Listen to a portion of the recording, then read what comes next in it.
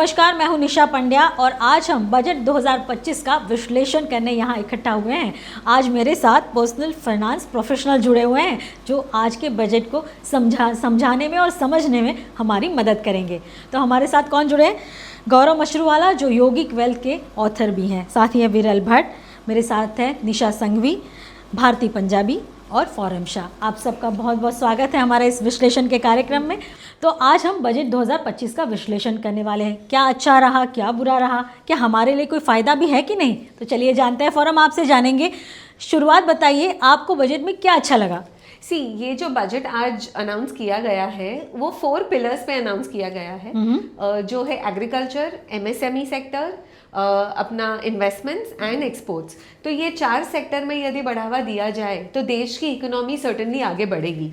And यही हमारे government का उद्देश्य है कि भारत को हम एक ऊंचाई पे ले जाएं। 2047 जो इनका टारगेट है अमृतकाल का, वहाँ उन्हें पहुँचाना है। एग्रीकल्चरल सेक्टर में बढ़ावा देने से रूरल सेक्टर को फ़ायदा होगा। एमएसएमई से हम इनोवेशंस और छोटे जो इंडस्ट्रीज़ हैं उन्हें फ़ायदा होगा। जब हम इन्वेस्टमेंट्स की बात करें तो यहाँ पे एक्चुअल फाइनेंशियल इन्वेस्टमेंट्स की नहीं, but investments in people, economy and innovation. तो लोगों को कैसे आगे लाया जाए, लोगों का विकास कैसे हो, ये उनका एक उद्देश्य है। और लास्टली जो एक्सपोर्ट सेक्टर है, जहाँ से हमें फॉरेन रिजर्व्स मिलेंगे, हमारे फॉरेन रिजर्व्स में बढ़त होगी, हमारा रूपी स्ट्रांग होगा, ये चारों सेक्टर उन्होंने कवर किए हैं। बिल्कुल। गौरव जी, आप इतने सालों से बजट करते आए हैं, हम साथ में कितने शो कर चुके हैं, इस बजट की क्या खासियत रही, क्या अच्छा लगा और क्या बुरा? अच्छा तो काफी कुछ लगा है। उन्होंने बच्चों से लेके बुढ़ों तक कितना कुछ फायदा दिया है।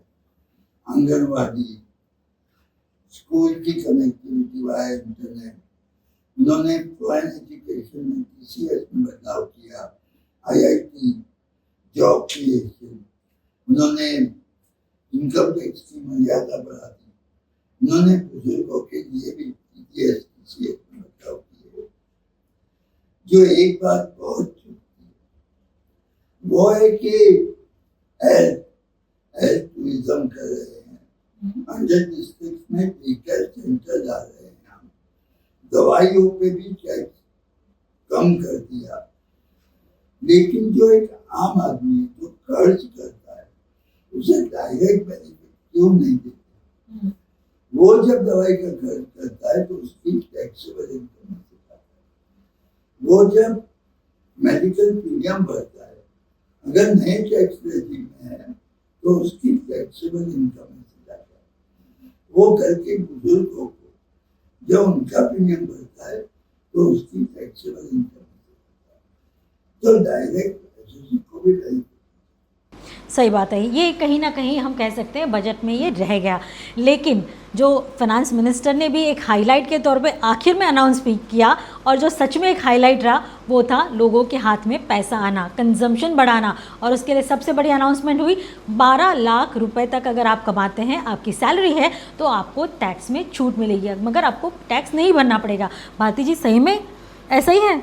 हाँ, कहीं हद तक ये सही है। जो मिडिल क्लास टैक्स पेयर्स हैं, जिनका इनकम 12 लाख तक है या सैलरीड प्रोफेशनल्स 12,75,000 तक है, उनको टैक्स नहीं भरना पड़ेगा। लेकिन आपकी इनकम अगर उसके ऊपर है तो एज पर टैक्स स्लैब्स आपको टैक्स भरना है, और ये एप्लीकेबल सिर्फ न्यू टैक्स रिजीम में ही है। याद रखिएगा, न्यू टैक्स रिजीम में है। तो निशा जी, कितने पैसे हाथ में आएंगे? निशा, ये जो इन्होंने इंट्रोड्यूस करा है कि 12 लाख तक नो इनकम या 12.75 lakh for salary no income, इसमें हाथ में जो आएगा पोस्ट टैक्स वो ज़्यादा पैसे आएंगे, अप्रोक्सीमेटली 1.1 लाख तक। तो ये एक जो है डिस्पोजेबल इनकम हाथ में आएगी। तो ये सबसे बड़ी बात है कि हाथ में तो पैसे आने वाले हैं। लेकिन विरल जी, हाथ में पैसे आ गए, उसका सही उपयोग कैसे करना, ये कैसे हो पाएगा? देखिए निशा जी, ये हमेशा आशा रही है हमारी कि टैक्स में कुछ छूट मिले, टैक्स में कुछ बचत हो। तो वो आशा आज हकीकत में उसका बदलाव होते हमने देखा। अभी बदलाव तो हो गया। हमेशा लोग कह रहे थे कि टैक्स में कुछ छूट दी जाए, छूट मिल गई। अभी वो छूट का कैसे इस्तेमाल करेंगे, ये मुझे हमेशा प्रश्न होता है। देखिए, अगर हम हमारे इकोनॉमी की बात करें, हमारे कंट्री की बात करें, और फाइनेंस मिनिस्टर के डेफिनेटली दिमाग में हमेशा ये रहता है कि ज्यादा से ज्यादा कंजम्पशन बढ़े, राइट। कंजम्पशन यानी ये पैसा जो हाथ में दे रहे हैं वो कंजम्पशन, उसका इस्तेमाल कंजम्पशन में हो, जिससे इकोनॉमी अच्छी हो, जिससे अपना भारत देश और आगे प्रगतिशील हो। अभी अगर ये चीज वो क्या कंजम्पशन में कन्वर्ट होगा कि इन्वेस्टमेंट में कन्वर्ट होगा, क्योंकि अगर आप देखेंगे तो दूसरे कंट्रीज जो डेवलप कंट्रीज है उसके सामने अगर हम देखेंगे तो हमारी कंट्री का जो इन्वेस्टमेंट का रेशियो है वो बहुत ही कम है। तो लोगों के हाथ में पैसा आ रहा है और वो स्पेंड कर रहे हैं, तो इन्वेस्टमेंट नहीं कर रहे हैं, और इन्वेस्टमेंट नहीं कर रहे हैं तो आगे जाकर जो उनको तकलीफें आएगी, वो डेट में ज्यादा से ज्यादा चले जाएंगे। तो ये सब चीज ना हो तो मुझे लगता है कि छूट तो मिल गई, पैसा भी बचेगा, बट उसको क्या स्पेंड करेंगे कि इन्वेस्ट करेंगे। और मेरे हिसाब से तो डेफिनेटली दोनों के तरीके से सोचना चाहिए। आप स्पेंड भी करिए, कोई बुरी बात नहीं है स्पेंड करना, ओवर स्पेंड मत करिए, और इन्वेस्टमेंट इस तरह से करिए जिससे आपको आने वाले सालों में उसका फायदा मिले। ये बहुत बड़ी बात कही है कि आपके हाथ में पैसे आने वाले हैं, ये तो पक्का है, क्योंकि 8th पे कमीशन की भी अनाउंसमेंट हो चुकी है और साथ में टैक्स में भी आपके पास हाथ में पैसे बचेंगे। लेकिन निवेश ये सबसे ज़रूरी है। बचत तो आप कर ही लेंगे, लेकिन निवेश करके आपके पैसे को मल्टीप्लायर करना भी उतना ही ज़रूरी है। लेकिन फॉरम मुझे एक समझ में नहीं आया, ये 6 लाख तक की छूट दी गई है TCS TDS के, ये ज़रा समझाएंगे क्या है? जो 2 प्रावधान इन्होंने बताए हैं, एक तो TDS होता है which is tax deducted at source. अगर हमें कोई आमदनी होने वाली होती है तो कुछ हद तक सरकार उस पर टैक्स कट करके ही हमें पैसे देती है, दैट इज़ TDS। तो इस संदर्भ में सीनियर सिटीजन्स के लिए काफ़ी अच्छी अनाउंसमेंट की है। सीनियर सिटीजन्स जो है, हमारे रिटायरीज जो है, ज़्यादातर इंटरेस्ट इनकम पे रहते हैं, आमदनी चलाते हैं, गुजारा चलाते हैं, तो उनके इंटरेस्ट इनकम पे अभी लिमिट 50,000 था, जिस पे TDS एग्जेम्प्ट था। वो लिमिट बढ़ा करके 1 लाख रुपए कर दी गई है। तो यदि आप 1 लाख तक की इंटरेस्ट अगर आपको मिल रही है तो उस पर आपका TDS डिडक्ट नहीं होगा। That is the first provision. दूसरा प्रोविजन ये भी रहा है कि अगर आपको रेंटल इनकम है तो रेंटल इनकम पे TDS की छूट 2,40,000 तक की थी, जिसको बढ़ा करके 6 लाख कर दी गई है। एंड जो तीसरी चीज़ आपने पूछी वो TCS, तो TCS is basically a tax जो आपको देना होता है जब आप दूसरी कंट्रीज़ में पैसे रेमिट करते हैं। ओके, तो वो उसमें उन्होंने चेंजेस की है। उसमें लिमिट जो पहले 7 लाख थी उसको बढ़ा करके 12 लाख कर दी है। एंड एजुकेशन पर्पस के लिए यदि आप पैसे रेमिट करते हो इन स्पेसिफिक कंडीशंस, तो वहाँ पे भी उन्होंने पूरी रिबेट दी हुई है। ये तो बड़ा अच्छा प्रावधान किया गया है। गौरव जी, आपको नहीं लगता घूम फिर के सब बातें रियल एस्टेट पे आ रही हैं? हमने देखा मुद्रा लोन भी दे रहे हैं, खास करके आप होम स्टे लेते हैं तो, और अफोर्डेबल हाउसिंग में जितने भी अटके हुए प्रोजेक्ट हैं उनके लिए स्वामी 2.0 स्कीम भी वापस लॉन्च कर दी गई है। तो रियल एस्टेट बेनिफिट लेगा इससे? देखिए, रियल एस्टेट एक ऐसा सेक्टर है, अगर उसमें बढ़ोतरी होती है तो एंसिलरी बहुत सारे सेक्टर है उसमें ऑलमोस्ट 250 से ज़्यादा सेक्टर इंडस्ट्रीज जुड़ी हुई हैं, तो इनडायरेक्टली इन सबको बढ़ावा मिलता है। उसके अलावा एम्प्लॉयमेंट जनरेशन भी होता है।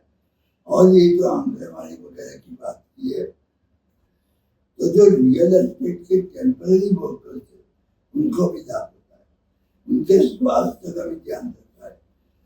तो ये ओवरऑल इंफ्रास्ट्रक्चर डेवलपमेंट उसकी बात की गई है, और इसके लिए ओवरऑल इकोनॉमी बढ़े, ये उनका आदेश है। और कह सकते हैं जुलाई बजट में जब रेंटल हाउसिंग की बात भी उन्होंने की थी, कहीं ना कहीं उससे ये रिलेवेंट हो जाएगा। इतने सारे घर जो फंसे हुए हैं वो लोगों के हाथ में आ जाएंगे, तो वो आगे जाके उसको रेंट पे भी दे सकते हैं, रेंटल मिलने का फ़ायदा भी उठा सकते हैं।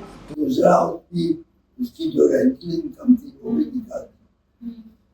आज की तारीख में भी सभी भारतीय के पास खुद का घर नहीं है, तो सरकार को किसी ना किसी तरह हाउसिंग को बढ़ावा देना ही है। सिर्फ एक बात मैं हमेशा दोनों से बात करता हूँ, जो इंटरेस्ट पेमेंट होता है वो लिमिट ये टाइम भी नहीं बढ़ा। तो देखिए, अगर 2-2.5 लाख की लिमिट है, अगर 8% रुपया तो 20-25-30 लाख तक लोन देता हूँ तो ठीक है, लेकिन बड़े घर में 30 लाख का घर मिलता ही नहीं। सही बात। तो पहले घर पे तो पूरा प्यार होपफुली आजकल तो ऐसा होता है ना कि बजट के बाहर में बहुत सारे अनाउंसमेंट आते रहते हैं, तो विश करेंगे कि इसके लिए भी कुछ प्रावधान आगे जाके हो पाए। भारती जी, मैं आपसे जानना चाहूँगी एजुकेशन में एआई, क्योंकि आज के दौर में बच्चों को देखें या हम एआई जिस तरह से आगे बढ़ रहा है उसको देखते हुए ये बहुत बड़ा कदम हम समझ सकते हैं। हाँ, आई थिंक 2-3 पॉइंट्स उन्होंने बताए हैं। एक तो 50,000 टिंकरिंग लैब्स वो क्रिएट करेंगे रूरल स्कूल्स में, ताकि बच्चों में क्यूरियोसिटी बढ़े और वो आके जाके इनोवेटर्स और लीडर्स बने हमारे कंट्री में। सेकंड, जो ब्रॉडबैंड कनेक्शंस हैं रूरल इंडिया में और स्कूल्स में वो प्रोवाइड करने वाले हैं। That is again a very very positive point. And third, expansion of IITs is something that is going to be done in that sector as well. तो इसमें एक नया इनोवेशन हम ज़रूर एजुकेशन में देखेंगे और आज की पीढ़ी को ये सब सीखना और सिखाना दोनों ही उतना ज़रूरी है। निशा, टूरिस्ट डेस्टिनेशन अनलॉक हो रहे हैं बहुत सारे, तो ये सबसे बड़ा एक एडवांटेज होगा भारत के लिए कि एक टूरिस्ट डेस्टिनेशन की तरह हम उभरें। यस, सो इन्होंने डिफाइन किया है कि टॉप 50 डेस्टिनेशंस को बहुत सारे प्रोविजंस मिलेंगे, स्पेशली इनको डेवलप करने के लिए स्टेट और प्राइवेट पार्टनरशिप होगी। क्लोज टू 50,000 करोड़ एलोकेट किए हैं ये पूरे टूरिज्म सेक्टर को बढ़ावा देने के लिए। पैरेलली उनकी टूरिस्ट की security, cleanliness plus other facilities जैसे हाउसिंग है, मतलब जैसे होटल है, हॉस्पिटैलिटी सेक्टर जो है, एब्सोल्युटली। तो जैसे गौरव सर ने कहा कि हॉस्पिटैलिटी को काफी बढ़ावा मिलेगा, तो ये टूरिज्म को बूस्ट करने से काफी सारे सेक्टर्स को बढ़ावा मिलेगा इनडायरेक्टली। तो ये एक बहुत बड़ा एडवांटेज रहेगा, क्योंकि रूरल में अगर हम ट्रैवल कर रहे हैं, वेकेशन कर रहे हैं, तो हमें लोकल्स को ही वहाँ पर एम्प्लॉयमेंट मिल जाएगी, बाहर निकल के जॉब ढूंढने की जरूरत ही नहीं पड़ेगी। प्लस जो मुद्रा लोन्स दे रहे हैं वो भी काफी इनकरेजिंग है। तो कह सकते हैं एक तो जॉब एम्प्लॉयमेंट बढ़ाने के लिए पहल की गई है, लोगों के हाथ में पैसे आए इसके लिए कंजम्पशन बढ़ाने के लिए टैक्स में छूट दी गई है, एजुकेशन और मेडिकल पे थोड़ी बहुत फैसिलिटीज़ दी गई हैं। बहुत सारी हम देख रहे हैं कि सिटीज़ रीडेवलप करेंगे विरल, और वहाँ पे हम देख रहे हैं कि सैनिटाइजेशन, वाटर, क्या मार्केट को ये सारी अनाउंसमेंट पसंद आई हैं? देखिए, मुझे लगता है कि अगर आप आज एक के बाद अगर अनाउंसमेंट्स देखें, हर एक तबके को उन्होंने इंक्लूड करने की कोशिश की है। डेफिनेटली ये जो गरीब तबका है और फिर जो मिडिल इनकम जो अर्नर्स हैं उनका ध्यान रखा ही है, बट साथ में ऐसी भी बातें हैं और ऐसे सेक्टर्स को उन्होंने इंक्लूड करने की कोशिश की जिससे और ज़्यादा से ज़्यादा बूस्ट मिलेगा हमारे इकोनॉमी में। उसमें से मुझे एक पॉइंट जो लगता है कि गिग वर्कर्स जो है, हम कहते हैं गिग इकोनॉमी, अभी जिससे इसका बढ़ावा हर साल हमें देखते हुए दिख रहा है, उसमें जो गिग वर्कर्स हैं, यानी जो डिफरेंट प्लेटफॉर्म्स पे जो काम करते हैं, अगर एग्जांपल के तौर पे अगर मुझे कहना है तो जोमेटो हो गया, स्विगी हो गए, ऐसे जो प्लेटफॉर्म्स होते हैं, ऐसे और बहुत सारे प्लेटफॉर्म्स हैं, बट जो ऐसे प्लेटफॉर्म्स में जो जिनसे जुड़े हुए हैं लोग और जो काम करते हैं उनको सोशल सिक्योरिटी देना, ये बहुत बड़ा कदम है मेरे हिसाब से। और उसमें दो चीज उन्होंने की है, एक तो जो ई श्रम पोर्टल है वहां पे उनको रजिस्ट्रेशन करवाना, उनको रजिस्टर्ड करना, तो एक फॉर्मल इकोनॉमी का वो हिस्सा बनेंगे, और साथ साथ में उनको इंश्योरेंस प्रोवाइड करना, जो PMJY जो इंश्योरेंस है वहां पे उनको वो इंश्योरेंस प्रोवाइड करना और एक सोशल सिक्योरिटी देना और उनका कॉन्फिडेंस बढ़ाना कि ज्यादा से ज्यादा लोग, क्योंकि देखिए आप ये गिग इकोनॉमी की जो बात कर रहे हैं, हम उसका बढ़ावा कहाँ पे हुआ है और कहाँ पे करना है। जो Tier 2, Tier 3 सिटीज जो है वहां पे उनका फैलाव अभी भी इतना नहीं है, और वहां पे लोग ज्यादा से ज्यादा एम्प्लॉय जनरेशन हो, फॉर्मल इकोनॉमी में वो जुड़े, ऐसा कह सकते हैं कि ओवरऑल फॉर्मल स्ट्रक्चर देने की कोशिश की जा रही है। तो मुझे लगता है कि बहुत सारे ऐसे सेक्टर्स जो है, जो हम न्यू इंडिया की बात करते हैं, हमेशा न्यू इंडिया में ऐसे बहुत सारे सेक्टर्स की बात करते हैं जिनका समावेश अभी आने वाले 5 साल 10 सालों में ये सरकार करना चाहती है और अच्छी तरह से करना चाहती है, तो उसमें से ये एक कदम मुझे आज का जो लिया फाइनेंस मिनिस्टर ने, वो मुझे बहुत अच्छा लगा। साथ ही सस्टेनेबिलिटी की भी बात की है, तो सोलार पावर जैसे का इक्विपमेंट्स हैं उन पे भी हमारी नज़र रहेगी, क्योंकि ईवी की भी बारीक बात की है। यूजुअली हम देखते हैं कि कार की या ऑटोमोबाइल की बातें होती रहती हैं, लेकिन इस बार ईवी पे ज़्यादा फोकस किया गया है, तो प्रदूषण और सस्टेनेबिलिटी भी सरकार का फोकस है। यूजुअली हम देखते हैं ना, बजट क्या होता है, हमारे घर का बजट कैसे होता है, मेरी आय कितनी है उसके हिसाब से मैं खर्चा करूँगा, लेकिन सरकार का बजट ऐसा होता है कि पहले मुझे लोगों के हाथ में पैसे देने हैं और फिर मैं कहाँ से पैसे इकट्ठा कर पाऊँ, इसका जुगाड़ करना है। गौरव जी, पैसे कहाँ से आएंगे? देखिए, ये लोग की बात कर रहे हैं, वो सभी को इन्वॉल्व करना चाहते हैं। टैक्स रेट घटाए, लेकिन अगर इकोनॉमी बढ़ती है तो आमदनी बढ़ेगी, आमदनी बढ़ेगी तो टैक्स कलेक्शन बढ़ेगा। अगर फॉरेन टूरिस्ट आते हैं, अगर हेल्थ टूरिज्म बढ़ता है, तो उससे भी देश की आमदनी बढ़ेगी। तो वो लोग अगर होता है तो टैक्स आएगा। तो टैक्स के मार्फत हम देख सकते हैं वहाँ से पैसे जुटाने की कोशिश की गई है। हमने कैसे चाह के नीति में टैक्स रेट घटाओ, टैक्स नेट बढ़ाओ, और यही किया है। तो कह सकते हैं बहुत सारे लोग टैक्स, और अभी भी हम देख रहे हैं बहुत सारे लोगों ने पर्सनल टैक्स जो भरते हैं उन्होंने आगे आके भरा है। मतलब लोग आगे आ रहे हैं और लोग आगे आए, इसके लिए पहल की गई। तो कई बार मिडिल क्लास की कंप्लेन होती है कि भाई आप निचले तबके को ही ज़्यादा सपोर्ट करते हैं, हमारे लिए कुछ नहीं लाते। तो चलो इस बार थोड़ा बहुत उनके लिए भी दिख रहा है। सिटी रीडेवलपमेंट की बात कही गई है, इससे कितना आपको लगता है बेनिफिट होगा? सिटी रीडेवलपमेंट से बेनिफिट, सिटी रीडेवलपमेंट के साथ साथ उन्होंने रूरल रीडेवलपमेंट की भी बात करी थी। एक पॉइंट पे जब ये फाइनेंस मिनिस्टर अनाउंस कर रहे थे तभी उन्होंने ऐसे भी बताया कि सिटीज़ पे हमें स्ट्रेस कम देना है ताकि रूरल एरियाज हम डेवलप करें, सो दैट माइग्रेटरी वर्कर्स जो आते हैं वो थोड़े कम हो जाए। तो बेसिकली सिटीज़ को वो लोग टूरिज्म के हिसाब से डेवलप करना चाहते हैं, बट ओवरऑल पूरे देश में डेवलप करवाना है इन्हें, सो दैट एवरीबडी, सबके साथ सबका विकास, ये उनका मोटो रहा है। तो इस ही दायरे में उन्हें आगे बढ़नी है। सिटीज़ रीडेवलपमेंट या रीस्ट्रक्चरिंग जब भी हम बोल रहे हैं तभी वाटर सप्लाई है, सैनिटाइजेशन है। सो जब हम इनक्रेडिबल इंडिया की बात करते हैं या टूरिज्म से लोगों चाहते हैं कि लोग आए, हमारा देश देखें, तो डेफिनेटली हमारे देश की अच्छी छवि ही उन्हें दर्शानी है, and that is the reason why ये करना बहुत ही ज़रूरी है। सो इस मामले में अगर यदि सरकार ने सोचा है तो वो बहुत ही अच्छी बात है। इससे थोड़ा बहुत डीकंजेशन अगर हो सिटी में तो सिटी ड्वेलर्स को भी उसका फ़ायदा होगा, साथ ही साथ टूरिज्म को भी बढ़ावा मिलेगा। गौरव जी, हम इतने सारे बजट कई सालों से कवर करते आ रहे हैं, हर बार होता है कि कोई ना कोई स्टेट को कुछ ना कुछ तो मिलता रहता है, लेकिन पिछले बजट और इस बजट को देखें तो बिहार की तो चांदी ही चांदी है। सही बात है, पॉलिटिकली ये थोड़ा मोटिवेटेड है, लेकिन और एक चीज भी याद रखने की जरूरत है। बिहार हमारे देश के लिए बहुत टूरिज्म ला सकता है।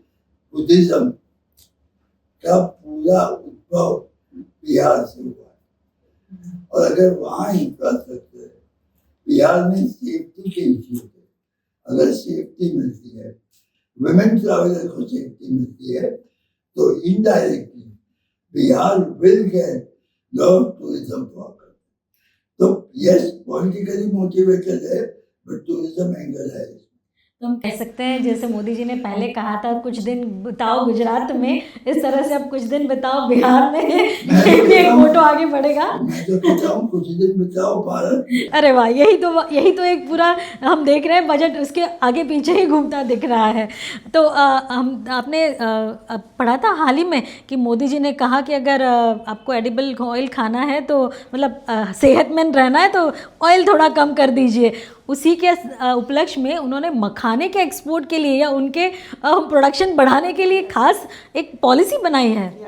सो मखाना जो है ये मेजरली बिहार में ग्रो होता है, तो बिहार में मखाना बोर्ड क्रिएट होगा जिससे कि मखाना जो फार्मर्स ग्रो करते हैं मखाना को, उन्हें इनोवेटिव टेक्नोलॉजी, उनको वेदर रिलेटेड जो है या उनके सॉइल रिलेटेड है, ये सारी चीज़ों को उनको काफ़ी सपोर्ट मिलेगा, because Bihar has become a hub for growing makhanas, and lot of makhanas get exported across the world, क्योंकि अब वो सुपर फूड डिक्लेयर कर दिया गया है, जबकि हम तो सब बचपन से खा रहे हैं, लेकिन suddenly it has got a tag of super food. और हाल ही में हमने बहुत सारे ऐसे रिसर्च देखे हैं कि जी। एक्सपोर्ट ज्यादा हो रहा है। यस, हमारे यहाँ हम कम कंजम्पशन कर रहे हैं, लेकिन एक्सपोर्ट सबसे ज्यादा होता है। सो इसे पूरा बढ़ावा मिल रहा है। अगेन जैसे गौरव सर ने कहा कि बिहार को एक पॉलिटिकल एंगल की जगह टूरिज्म प्लस सच ग्रोथ भी मिल रही है, because makhana super food and also export, तो लोकल क्यों ना खाए।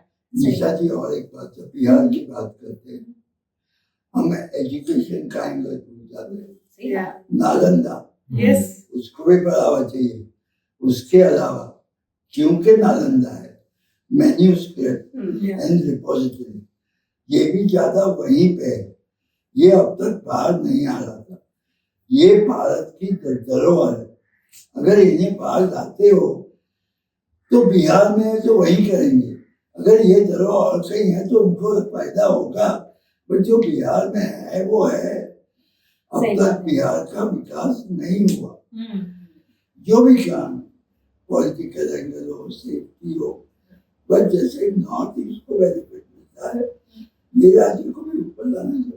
डेफिनेटली, और इसमें ये चर्चा की भी गई है वीरल, क्योंकि आप देखो नॉर्थ ईस्ट रीजन को भी इतना ही फोकस दिया गया है और जैसे बिहार को भी आगे बढ़ाया गया है। एक्चुअली देखेंगे ना तो सिस्टमेटिकली ये पर्टिकुलर गवर्नमेंट ने मेरे हिसाब से हर एक साल या हर एक 5 साल में अगर आप देखेंगे ना कि 2-3 स्टेट्स ऐसे हैं जहाँ पे इतने एक्सप्लोर नहीं हुए हैं, या तो वहाँ पे पोटेंशियल बहुत ज्यादा है बट अब तक वो पोटेंशियल का फायदा नहीं उठाया है।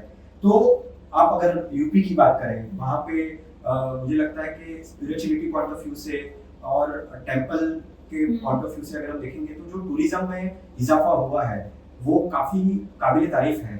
और उसके अलावा भी अगर हम देखेंगे तो ऐसे बहुत सारे जो स्टेट्स थे, गुजरात से शुरू करें तो गुजरात में भी पहले ऐसे डेस्टिनेशंस नहीं हुआ करते थे टूरिज्म के पॉइंट ऑफ व्यू से, बट अभी जो लास्ट 10-15 साल में वहाँ पे जो बढ़ोतरी हुई है, वहाँ पे जो बढ़ावा मिला है, और ये एक फोकस्ड अप्रोच के साथ ये गवर्नमेंट जो दूसरे स्टेट्स हैं जो अब तक वहाँ पे ज्यादा एक्सप्लोरेशन नहीं हुआ है और उसको बढ़ावा देकर अच्छी तरीके से वो इंडिया के मैप में टूरिज्म पॉइंट ऑफ व्यू से लाने की कोशिश काफी अच्छी तरीके से ऐसे नीश सिटीज और नीश प्रोडक्ट्स को कैटर करने की कोशिश यहाँ पे हुई है। एक पॉइंट जरूर ऐड करना चाहूंगी। पिछले 2 बजट्स में वाइब्रेंट सिटीज की बात की थी हमारे फाइनेंस मिनिस्टर ने, तो ये जो vibrant cities and tourism around that है ना, वो कॉन्सेप्ट लेके ही ये आगे बढ़ रहे हैं। जैसे अभी विरल भाई ने कहा कि टेम्पल्स हैं, वेदर इट इज बिहार और वेदर इट इज गुजरात या यूपी हो, टेम्पल टूरिज्म। आज के बजट में हमारे फाइनेंस मिनिस्टर ने मेडिकल टूरिज्म ये एक टर्म दिया। सो बेसिकली ये लोग टूरिज्म के माध्यम से अलग अलग एंगल्स देके देश का विकास करने का प्रयास कर रहे हैं। ज़रूर, अगर सब लोग एक साथ विकास करेंगे तो सबके लिए बेनिफिट ही रहेगा और भारत उसके साथ विकसित होगा ही होगा। भारती जी, आपका बेटा छोटा है इसलिए ये सवाल मुझे आपको ही पूछना था।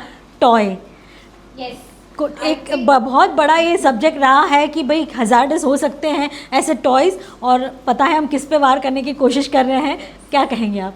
आई थिंक आत्मनिर्भर भारत जो ये एक टर्म है, उसके में मेक इन इंडिया में जो पॉइंट बहुत इम्पॉर्टेंटली हम बहुत समय से बात करते आ रहे हैं, उसमें ये बजट में make in India toys which are unique, innovative and most importantly sustainable, जो लॉन्ग टर्म तक चल सके। एंड इस पॉइंट को लेकर हमारे जो टॉयज़ के इम्पोर्ट्स हैं वो काफ़ी कम हो जाएंगे, and we will be using toys for our children which are made in India, and that will make us आत्मनिर्भर। तो डेफिनेटली, तो अब आपको खिलौने मिलेंगे मेक इन इंडिया वाले। अच्छा, बहुत समय से सरकार को एक क्रिटिसिज्म का सामना करना पड़ रहा था, वो है जॉब क्रिएशन, और उसमें भी सबसे ज़्यादा था पोस्ट ऑफिस।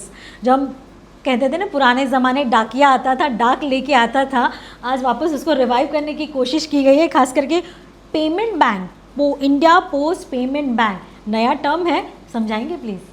देखिए, वो क्या नाम था, डाकिया डाक ही जाता था। थोड़े सालों बाद और एक पिक्चर बना, बहुत संदेशे आते, तो वहां पर डाकिया संदेशा लाता था। मनी ऑर्डर था लेकिन इतना इस्तेमाल नहीं होता था। और जो पोस्टल डिपार्टमेंट की रीच है, मेरे ख्याल से राजस्थान में एक ऊंट के ऊपर एक पोस्ट ऑफिस, वो ऊंट घूमते रहता है और गांव में हफ्ते में एक दफे। इतनी रीच, इतना नेटवर्क कहीं भी नहीं है दुनिया में, इतना नेटवर्क हमारे पोस्टल डिपार्टमेंट का है। वो लोग की बैंक थी लेकिन इतना उपयोग नहीं होता था, तो धीरे धीरे हम चाहते हैं कि ये बैंक का भी उपयोग हो। ये पूरा इंफ्रास्ट्रक्चर तो रेडी है हमारे पास, तो ज्यादा एक्सप्लॉइट करते हैं, गवर्नमेंट को फायदा है, डिपार्टमेंट ऑफ पोस्ट को फायदा है और आम नागरिक को भी फायदा है। तो कह सकते हैं ये बहुत बड़ा कदम है रिवाइव करने के लिए इंडियन पोस्ट को। फौरन मैं आपसे पूछना चाहूँगी, इतने लोगों के हाथ में पैसे तो आएंगे, लेकिन क्या लोग पैसे बचा भी पाएंगे? That is a very good question. अभी लोग पैसे बचा पाएंगे या नहीं, वो तो लोगों की फितरत पे डिपेंड करता है। ज़्यादातर यंगस्टर्स जो हैं आजकल, हम देखते हैं कि वो एक्सपीरियंस बेस्ड खर्चे करते हैं या एडवेंचर बेस्ड खर्चे करते हैं। यू नो, हमें किसी चीज़ को एक्सपीरियंस करना है, तो यदि उस पर पैसे खर्च करने पड़े तो हम कर देंगे, हम दूसरी बार सोचते नहीं हैं उसके ऊपर। तो ये जो एटीट्यूड है, कहीं ना कहीं शायद लंबे अरसे में ये हानिकारक हो सकता है, बट अगर बच्चों को या सब लोगों को सही डायरेक्शन मिले कि पैसे जो बच रहे हैं वो निवेश करके भी हम फ्यूचर के लिए भी रख सकते हैं, तो इकोनॉमी में और ज़्यादा भी बूस्ट। लेकिन पहले निवेश के लिए बहुत सारे आयाम थे, इवन टैक्स बचाने के लिए लोग इंश्योरेंस भी ले लेते थे। लेकिन अगर हमारे पास कोई ऑप्शन नहीं है, निवेश करके भी हमें कोई ज़्यादा फायदा नहीं होगा, तो फिर अमेरिकन इकोनॉमी जैसे हो गया, just earn and spend. But ये शॉर्ट टर्म फायदे देख रहे हैं ना लोग कि अभी मुझे स्पेंड कर रही हूँ, अगर मैं अभी निवेश नहीं करूँ, मतलब अभी निवेश कर दूंगी तो स्पेंड नहीं कर पाऊंगी और निवेश के तो कोई फायदे नहीं है, इसके लिए रादर स्पेंड करूँ। बट लॉन्ग टर्म में जो वो जमा पूंजी जब इकट्ठी होती है, तो उसका वो जो फायदा है, वो खुशी है, वो हम नहीं जान पाएंगे अभी राइट नाउ। तो होपफुली आप सब लोग जो ये सुन रहे हैं वो निवेश ज़रूर करेंगे, उससे मत चूकिएगा। निशा, मैं आपसे जानना चाहूँगी, क्योंकि एक कॉटन प्रोडक्टिविटी बढ़ाने के लिए, इवन पल्सेस के लिए सी फूड हमेशा से एक बजट का पार्ट रहा है, उनके लिए भी इस बार भी कुछ ना कुछ तो है ही। इस बार वाले बजट में जो मुझे बहुत अच्छी बात लगी वो है पल्सेस की। एज अ कंट्री, इसके पहले वाले बजट में उन्होंने मिलेट्स की बात की थी, इस साल उन्होंने पल्सेस की बात की है, स्पेशली तुअर, उड़द एंड मसूर। ये तीन सबसे इम्पोर्टेंट पल्सेस है जहाँ से हमें जो वेजिटेरियन स्पेशली है उन्हें प्रोटीन्स मिलता है। तो वो पार्ट जो लोग पल्सेस उगाते हैं और जो गवर्नमेंट की स्कीम्स में रजिस्टर हो जाएंगे, उन्हें काफ़ी बढ़ावा मिलेगा, जो अगले 5 साल में ग्रो करके हमें प्रोटीन रिच ग्रेन्स देंगे। तो ये बिल्कुल बहुत अच्छा स्टेप है, बिकॉज सुपर फूड की हम बात करते हैं, आजकल हम कार्ब्स और प्रोटीन्स की बात करते हैं, हम सब्जी और इसकी बात नहीं करते। तो यहाँ पर बहुत बड़ा बढ़ावा दिया गया है। वेजिटेबल एंड फ्रूट, ये ग्रोइंग फार्मर्स को भी काफ़ी उन्होंने प्रोविजंस दिए हुए हैं। प्लस ऐसा उन्होंने आज के बजट में ये भी कहा कि सी फूड जो है, श्रिम्प्स है या फिशेस है, we are second largest exporter in the world. तो इसे भी इनको भी प्रोविजन दी गई है कि इनोवेशन में, टेक्नोलॉजी में जो सब्सिडीज है इन सबको मिलेगी। तो मेरे हिसाब से ओवरऑल ये पल्सेस है जो नॉर्मल ग्रेन्स ग्रो कर रहे हैं फार्मर्स, वेजिटेबल एंड फ्रूट्स वाले फार्मर्स हैं, प्लस जो सी फार्मिंग करते हैं उन्हें, ये तीनों फार्मिंग साइड को काफ़ी बढ़ावा दिया गया है। प्लस जो कॉटन सीड्स है, सो टेक्सटाइल में भी उन्होंने काफ़ी ये किया है, बढ़ावा दिया है कि मेक इन इंडिया। तो अगर हमारे कॉटन सीड्स अच्छे बनेंगे तो हमें जो फैब्रिक मिलेगा, जो हम ओवर द वर्ल्ड एक्सपोर्ट करते हैं, हम सब कॉटन प्रेफर करते हैं अकॉर्डिंग टू द सीजन्स। तो इससे भी काफ़ी फायदा होगा और again make in India and बढ़ावा मिलेगा इकोनॉमी को। ज़रूर, क्योंकि अब तक आपने बजट देखे होंगे ना, तो जो की सेक्टर्स रहते थे ना, वो टेक्सटाइल होता था, एग्रीकल्चर होता था, ऐसे जो पर्टिकुलर जो सेक्टर्स होते हैं वो खास फोकस, रेलवे होता था, लेकिन रेलवे की तो इस बार बात ही नहीं हुई। लेकिन जो खास बात हुई वो थी FDI की, क्योंकि विरल हमें पैसे तो चाहिए, हमारे यहाँ पे निवेश भी चाहिए, क्योंकि FDI उतना ही महत्व का है। इंश्योरेंस में 100% FDI कितना फ़ायदेमंद? देखिए, इंश्योरेंस की जब बात करते हैं, अभी भी इंडिया में अगर आप देखेंगे तो बहुत ही कम लोग ही इंश्योर्ड है और अंडर इंश्योरेंस ज़्यादा है। नो डाउट लोगों में अवेयरनेस बढ़ रही है, बट ये अवेयरनेस और अच्छे से कैसे बढ़ सकती है, प्रीमियम्स और कैसे कॉम्पिटिटिव हो सकते हैं और कैसे जो एंड कंज्यूमर है उसको उसका बेनिफिट मिले। तो ये जो बाहर की जो देश की कंपनियां हैं वो यहाँ पे अगर आती है तो इंश्योरेंस पॉइंट ऑफ व्यू से 74% से 100% का एफडीआई कर दिया है। मुझे लगता है ये काफी अच्छा मूव है और काफी टाइम से यहाँ पे हम ऐसा सोच रहे थे कि अगर इंश्योरेंस में 100% एफडीआई हो जाता है तो कॉम्पिटिटिवनेस जो बढ़ेगी और प्रीमियम शायद से कम होंगे और प्रोडक्ट्स वाइज भी क्वालिटी प्रोडक्ट्स आएंगे, क्लेम सेटलमेंट अच्छे से होगा, प्रोसेस एक अच्छा होगा। तो ये काफी टाइम से उम्मीदें थी। तो मुझे लगता है ये 74 से 100% का जो एफडीआई का इंश्योरेंस में लाना है वो काफी इम्पोर्टेंट है। मुझे लगता है आने वाले कम से कम 2-3 साल में इसका कहीं ना कहीं उसकी अच्छी असर दिखने मिलेगी हमारे कंट्री के लिए। तो इतनी सारी चर्चा तो हमने कर ली, लेकिन कहीं ना कहीं कुछ पॉलिटिकल ड्रिवन भी रह गया। देखिए, जो G20 था वो मुझे लगता है इंडियन फूड प्रमोट करने के लिए वो टाइप करेंगे। जर्मनी में जलेबी, फ्रांस में फरसान, रोम में रस, स्विट्जरलैंड में सेव, यूक्रेन में ऊंधियू, थाईलैंड में ढोकला। अरे खुशियों भाई, जहाँ जाएंगे अभी पासपोर्ट नहीं चाहिए, थेपला और खाकरा बताओ और जाओ। बस, तो फिर भारत को प्रमोट करने का ही तो ये एक उद्देश्य है। तो इसी तरह हम देख रहे हैं इस बजट में खासकर टूरिज्म को बढ़ावा मिला, रियल एस्टेट को बढ़ावा मिला, फॉरेन इन्वेस्टमेंट को बढ़ावा देने की पहल की गई है और रोज़गार को भी आगे बढ़ाने की पहल की गई है। तो कह सकते हैं सबका साथ सबका विकास। तो इसी तरह आगे आपको कोई भी उलझन हो, समझ में ना आए तो हमें कमेंट करके ज़रूर बताइएगा, हम उसका एक्सप्लेनेशन या समझाने की पूरी कोशिश करेंगे। तभी आप सबका बहुत बहुत शुक्रिया, आपने समय निकाला और हमारे साथ इस चर्चा में जुड़े और बजट को समझाने में और समझने में हमारी मदद की। Thank you so much. Thank you.